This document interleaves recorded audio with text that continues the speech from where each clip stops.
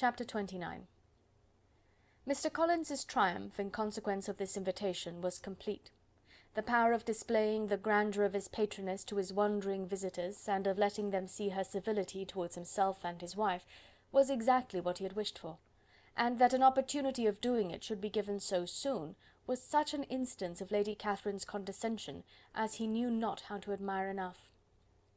"I confess," said he, "that I should not have been at all surprised by her ladyship's asking us on Sunday to drink tea and spend the evening at Rosings. I rather expected, from my knowledge of her affability, that it would happen. But who could have foreseen such an attention as this? Who could have imagined that we should receive an invitation to dine there, an invitation, moreover, including the whole party, so immediately after your arrival?" "I am the less surprised at what has happened," replied Sir William, "from that knowledge of what the manners of the great really are, which my situation in life has allowed me to acquire. About the court such instances of elegant breeding are not uncommon." Scarcely anything was talked of the whole day or next morning but their visit to Rosings. Mr. Collins was carefully instructing them in what they were to expect, that the sight of such rooms, so many servants, and so splendid a dinner might not wholly overpower them. When the ladies were separating for the toilette, he said to Elizabeth, "Do not make yourself uneasy, my dear cousin, about your apparel. Lady Catherine is far from requiring that elegance of dress in us which becomes herself and her daughter. I would advise you merely to put on whatever of your clothes is superior to the rest. There is no occasion for anything more. Lady Catherine will not think the worse of you for being simply dressed. She likes to have the distinction of rank preserved." While they were dressing, he came 2 or 3 times to their different doors, to recommend their being quick, as Lady Catherine very much objected to be kept waiting for her dinner. Such formidable accounts of her ladyship, and her manner of living, quite frightened Maria Lucas, who had been little used to company, and she looked forward to her introduction at Rosings with as much apprehension as her father had done to his presentation at St. James's. As the weather was fine, they had a pleasant walk of about half a mile across the park. Every park has its beauty and its prospects, and Elizabeth saw much to be pleased with, though she could not be in such raptures as Mr. Collins expected the scene to inspire, and was but slightly affected by his enumeration of the windows in front of the house, and his relation of what the glazing altogether had originally cost Sir Louis de Bourgh. When they ascended the steps to the hall, Maria's alarm was every moment increasing, and even Sir William did not look perfectly calm. Elizabeth's courage did not fail her. She had heard nothing of Lady Catherine that spoke her awful from any extraordinary talents or miraculous virtue, and the mere stateliness of money or rank she thought she could witness without trepidation. From the entrance hall, of which Mr. Collins pointed out with a rapturous air the fine proportion and the finished ornaments, they followed the servants through an antechamber to the room where Lady Catherine, her daughter, and Mrs. Jenkinson were sitting. Her ladyship, with great condescension, arose to receive them, and as Mrs. Collins had settled it with her husband that the office of introduction should be hers, it was performed in a proper manner, without any of those apologies and thanks which he would have thought necessary. In spite of having been at St. James's, Sir William was so completely awed by the grandeur surrounding him, that he had but just courage enough to make a very low bow and take his seat without saying a word, and his daughter, frightened almost out of her senses, sat on the edge of her chair, not knowing which way to look. Elizabeth found herself quite equal to the scene, and could observe the 3 ladies before her composedly. Lady Catherine was a tall, large woman, with strongly marked features, which might once have been handsome. Her air was not conciliating, nor was her manner of receiving them such as to make her visitors forget their inferior rank. She was not rendered formidable by silence, but whatever she said was spoken in so authoritative a tone as marked her self-importance, and brought Mr. Wickham immediately to Elizabeth's mind, and from the observation of the day altogether, she believed Lady Catherine to be exactly what he represented. When, after examining the mother, in whose countenance and deportment she soon found some resemblance of Mr. Darcy, she turned her eyes on the daughter, she could almost have joined in Maria's astonishment at her being so thin and so small. There was neither in figure nor face any likeness between the ladies. Mr. Bourgh was pale and sickly. Her features, though not plain, were insignificant. and she spoke very little, except in a low voice to Mrs. Jenkinson, in whose appearance there was nothing remarkable, and who was entirely engaged in listening to what she said, and placing a screen in the proper direction before her eyes. After sitting a few minutes, they were all sent to one of the windows to admire the view, Mr. Collins attending them to point out its beauties, and Lady Catherine kindly informing them that it was much better worth looking at in the summer. The dinner was exceedingly handsome, and there were all the servants and all the articles of plate which Mr. Collins had promised, and as he had likewise foretold, he took his seat at the bottom of the table, by her ladyship's desire, and looked as if he felt that life could furnish nothing greater. He carved, and ate, and praised with delighted alacrity, and every dish was commended, first by him and then by Sir William, who was now enough recovered to echo whatever his son-in-law said, in a manner which Elizabeth wondered Lady Catherine could bear. But Lady Catherine seemed gratified by their excessive admiration, and gave most gracious smiles, especially when any dish on the table proved a novelty to them. The party did not supply much conversation. Elizabeth was ready to speak whenever there was an opening, but she was seated between Charlotte and Miss de Bourgh, the former of whom was engaged in listening to Lady Catherine, and the latter said not a word to her all dinner time. Mrs. Jenkinson was chiefly employed in watching how little Miss de Bourgh ate, pressing her to try some other dish, and fearing she was indisposed. Maria thought speaking out of the question, and the gentlemen did nothing but eat and admire.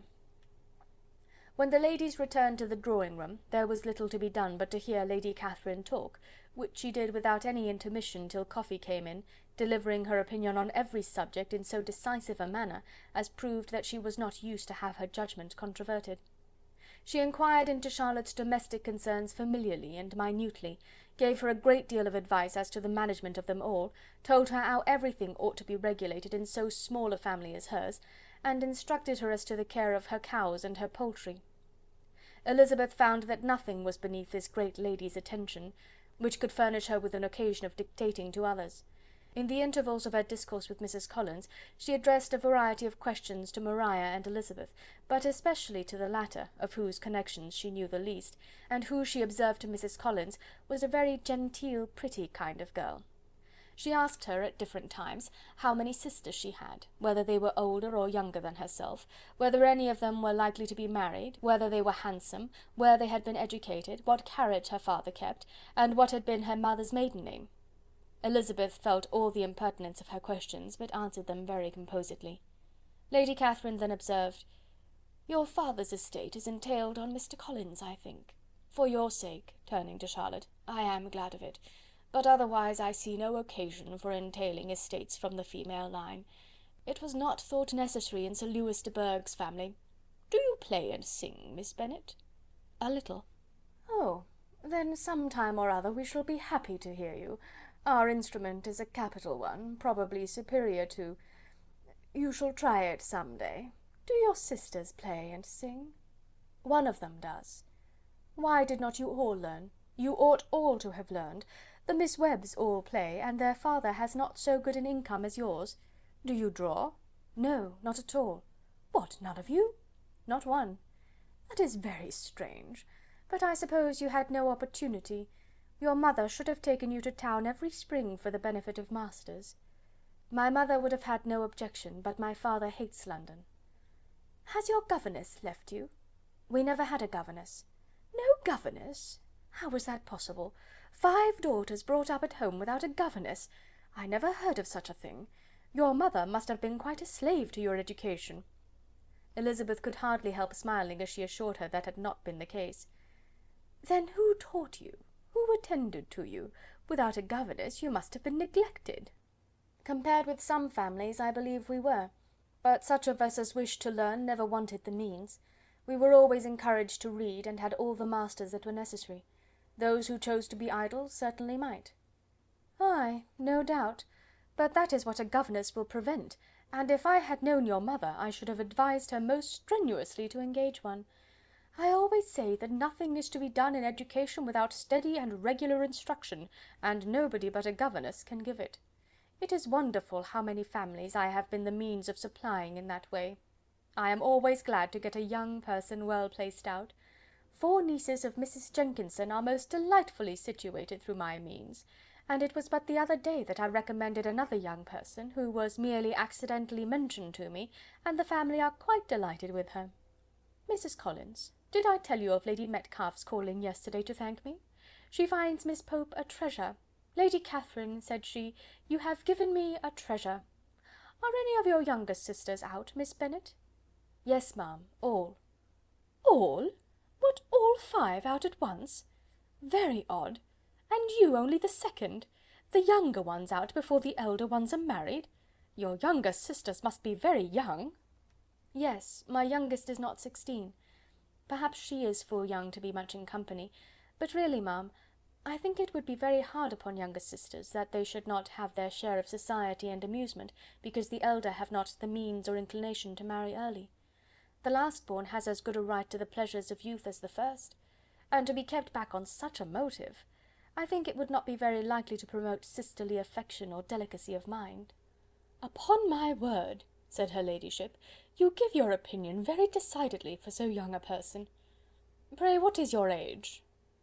With 3 younger sisters grown up, replied Elizabeth, smiling, your ladyship can hardly expect me to own it. Lady Catherine seemed quite astonished at not receiving a direct answer, and Elizabeth suspected herself to be the first creature who had ever dared to trifle with so much dignified impertinence. You cannot be more than 20, I am sure, therefore you need not conceal your age. I am not 21. When the gentlemen had joined them, and tea was over, the card tables were placed. Lady Catherine, Sir William, and Mr. and Mrs. Collins sat down to quadrille, and as Miss de Bourgh chose to play at casino, the 2 girls had the honour of assisting Mrs. Jenkinson to make up her party. Their table was superlatively stupid. Scarcely a syllable was uttered that did not relate to the game, except when Mrs. Jenkinson expressed her fears of Miss de Bourgh's being too hot or too cold, or having too much or too little light. A great deal more passed at the other table. Lady Catherine was generally speaking, stating the mistakes of the 3 others, or relating some anecdote of herself. Mr. Collins was employed in agreeing to everything her ladyship said, thanking her for every fish he won, and apologizing if he thought he won too many. Sir William did not say much. He was storing his memory with anecdotes and noble names. When Lady Catherine and her daughter had played as long as they chose, the tables were broken up, the carriage was offered to Mrs. Collins, gratefully accepted and immediately ordered. The party then gathered round the fire to hear Lady Catherine determine what weather they were to have on the morrow. From these instructions they were summoned by the arrival of the coach, and with many speeches of thankfulness on Mr. Collins's side, and as many bows on Sir William's, they departed. As soon as they had driven from the door, Elizabeth was called on by her cousin to give her opinion of all that she had seen at Rosings, which, for Charlotte's sake, she made more favourable than it really was. But her commendation, though costing her some trouble, could by no means satisfy Mr. Collins, and he was very soon obliged to take her ladyship's praise into his own hands. End of chapter 29.